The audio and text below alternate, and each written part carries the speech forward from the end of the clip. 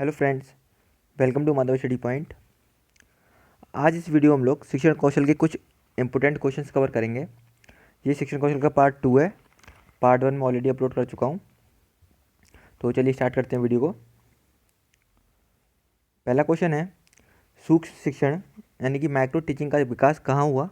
तो इसका विकास हुआ था अमेरिका में। नेक्स्ट क्वेश्चन है, एनसीईआरटी की स्थापना कब हुई? तो एनसीईआरटी की स्थापना हुई थी 1961 में, यानी कि 1961। और इसका मुख्यालय कहाँ पर है? इसका मुख्यालय है दिल्ली। नेक्स्ट क्वेश्चन है, एससीईआरटी की स्थापना कब हुई? तो एससीईआरटी की स्थापना हुई थी 1981 में और इसका मुख्यालय है लखनऊ में।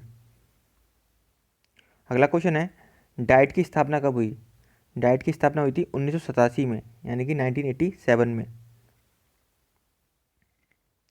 अगला क्वेश्चन है, एनसीटीई यानी कि national council of teacher education की स्थापना कब हुई? तो इसकी स्थापना हुई थी 1995 में और इसका मुख्यालय है दिल्ली, यानी कि दिल्ली। नेक्स्ट क्वेश्चन है, सर्व शिक्षा अभियान की शुरुआत कब हुई? तो सर्व शिक्षा अभियान स्टार्ट हुआ था 2001 में, 2001 में। अगला क्वेश्चन है, इग्नू की स्थापना कब हुई? इग्नू की स्थापना हुई थी 1985 में।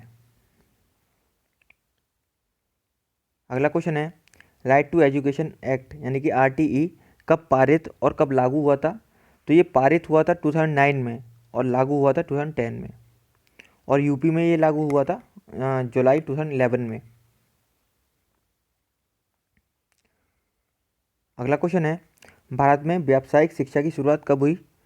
तो इसकी शुरुआत हुई थी 1986 में। नेक्स्ट क्वेश्चन है, समावेशी शिक्षा की शुरुआत कहाँ से हुई? तो इसकी शुरुआत हुई थी अमेरिका और कनाडा से। नेक्स्ट क्वेश्चन है, राष्ट्रीय मुक्त विश्वविद्यालय यानी कि नेशनल ओपन स्कूल कब स्थापित हुए? तो स्थापित हुए थे 1989 में, 1989 में। अगला क्वेश्चन है, उत्तर प्रदेश बेसिक शिक्षा अधिनियम कब पारित हुआ? तो ये पारित हुआ था 1972 में, 1972। ये जितने भी ईयर हैं ये सब इंपॉर्टेंट क्वेश्चंस हैं, इनमें से कोई ना कोई क्वेश्चन आ सकता है। अगला क्वेश्चन है, समस्या समाधान की क्षमता का पूर्ण विकास किस अवस्था में होता है? तो ये होता है किशोरावस्था में। अगला क्वेश्चन है, मैकडूगल के अनुसार संवेग कितने प्रकार के होते हैं? तो मैकडूगल के अनुसार होते हैं ये 14 प्रकार के। अगला क्वेश्चन है, सीएटी यानी कि चिल्ड्रन एपरसेप्शन टेस्ट का निर्माण किसने किया? तो इसका निर्माण किया था लियोपोल्ड बेलाक ने 1948 में। अगला क्वेश्चन है, टीएटी यानी कि थीमेटिक एपरसेप्शन टेस्ट का निर्माण किसने किया? तो ये निर्माण किया था मरे और मॉर्गन ने 1935 में। अगला क्वेश्चन है, किसने किशोरावस्था को संघर्ष की अवस्था कहा है? तो ये कहा है स्टैनली हॉल ने। अगला क्वेश्चन है, सीखने से संबंधित प्रभाव का नियम का प्रतिपादन किसने किया? तो इसका प्रतिपादन किया था थॉर्नडाइक ने। नेक्स्ट क्वेश्चन है, कोलन ने अपने सीखने के सिद्धांत का प्रतिपादन किसके ऊपर प्रयोग करके किया? तो कोलन ने प्रयोग किया था सुल्तान नामक चिंपैंजी पर। नेक्स्ट क्वेश्चन है, शिक्षा मनोविज्ञान वर्तमान में अपनी किस अवस्था में है? तो शिक्षा मनोविज्ञान वर्तमान में अपनी 6वां अवस्था में है। अगला क्वेश्चन है, बिना बोझ की शिक्षा का सुझाव किस समिति ने दिया था? तो ये दिया था सुझाव यशपाल समिति ने, जिसका गठन हुआ था 1992 में। अगला क्वेश्चन है, यशपाल समिति ने अपनी रिपोर्ट कब प्रस्तुत की? तो इन्होंने अपनी रिपोर्ट दी थी 1993 में। अगला क्वेश्चन है, शिक्षा ही राष्ट्रीय एकता का आधार है, यह कथन किसका है? तो यह कथन है जवाहरलाल नेहरू का। अगला क्वेश्चन है, कोल ने बालक के विकास की कितनी अवस्थाएं बताई हैं? तो कोल ने बताई हैं 12 अवस्थाएं। अगला क्वेश्चन है, किस विद्वान ने कहा था शिशु का मस्तिष्क कोरी स्लेट की तरह होता है? तो ये कहा था प्लेटो ने। अगला क्वेश्चन है, मनोविज्ञान व्यवहार और अनुभव का विज्ञान है, यह कथन किसका है? तो यह कथन है स्किनर का। अगला क्वेश्चन है, नवोदय विद्यालय की स्थापना किस नीति के द्वारा की गई थी? तो ये की गई थी राष्ट्रीय शिक्षा नीति 1986 के द्वारा। अगला क्वेश्चन है, शिमला सम्मेलन कब आयोजित हुआ था? तो ये हुआ था 1901 में। अगला क्वेश्चन है, संपूर्ण साक्षरता अभियान की घोषणा सर्वप्रथम किस राज्य में की गई थी? तो ये की गई थी केरल में। नेक्स्ट क्वेश्चन है, क्रिया गतिविधि आधारित शिक्षण उपागम का प्रवर्तक किसे माना जाता है? तो ये माना जाता है रूसो को। अगला क्वेश्चन है, सूक्ष्म शिक्षण का जन्मदाता किसे माना जाता है? तो माइक्रो टीचिंग का जन्मदाता माना जाता है D.W. एलन को। अगला क्वेश्चन है, पुनर्बलन कितने प्रकार का होता है? तो ये 2 प्रकार का होता है। ये लास्ट टाइम पेपर में आ भी चुका है क्वेश्चन ये। तो ये होते हैं धनात्मक पुनर्बलन और ऋणात्मक। अगला क्वेश्चन है, शिक्षण मशीन का निर्माण किसने किया?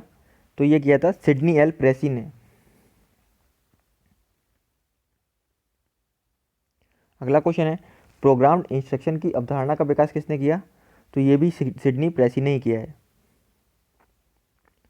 अगला क्वेश्चन है, प्रोग्राम लर्निंग पद्धति का विकास किसने किया? तो ये किया था B.F. स्किनर ने।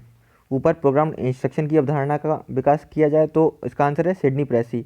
और प्रोग्राम लर्निंग पद्धति का विकास किसने किया? तो B.F. स्किनर। अगला क्वेश्चन है, अभिक्रमित अनुदेशन कितने प्रकार का होता है? तो ये होता है 3 प्रकार का। कौन कौन से?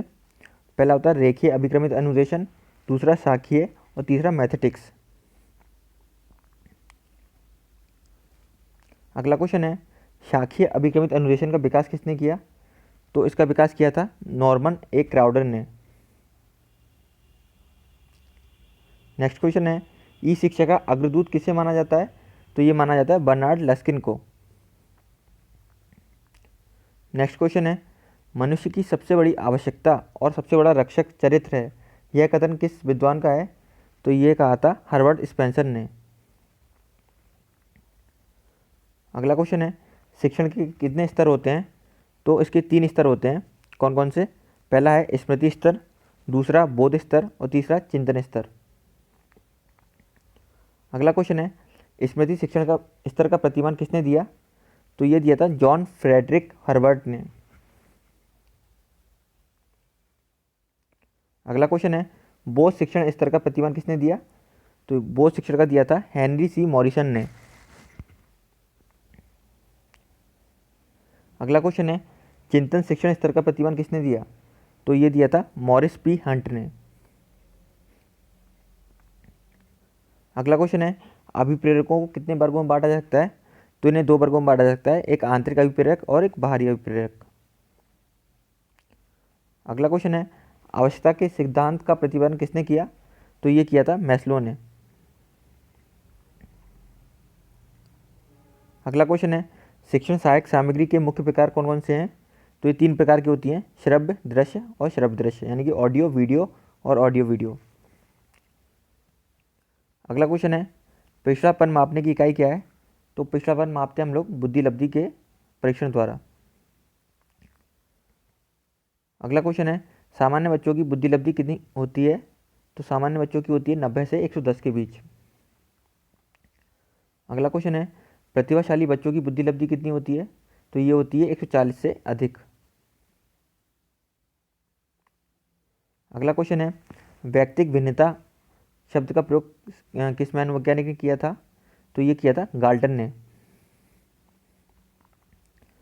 अगला क्वेश्चन है, national institute for visually handicapped कहाँ स्थित है? तो ये स्थित है देहरादून में। अगला क्वेश्चन है, national institute of orthopaedic handicap कहाँ स्थित है? तो ये स्थित है कोलकाता में। अगला क्वेश्चन है, national institute of hearing handicapped यानी कि NIHH कहाँ स्थित है? तो ये स्थित है मुंबई में। नेक्स्ट क्वेश्चन है, national institute of mental handicapped कहाँ स्थित है? सिकंदराबाद में। ये 4 इंस्टीट्यूट हैं, हो सकता है इनमें से कोई आ जाए, तो ये इंपॉर्टेंट है चारों को इंस्टीट्यूट्स। अगला क्वेश्चन है, सबसे अधिक गहन और जटिल समाजीकरण किस अवस्था में होता है? तो ये होता है किशोरावस्था में। अगला क्वेश्चन है, द टीचर्स हेल्थ पुस्तक किसने लिखी है? तो ये लिखी गई है टर्मन द्वारा। तो फ्रेंड्स, ये थे कुछ इंपॉर्टेंट क्वेश्चंस जो कि एग्जाम में आ सकते हैं। Thank you for watching this video and आप लोगों को हैप्पी न्यू ईयर।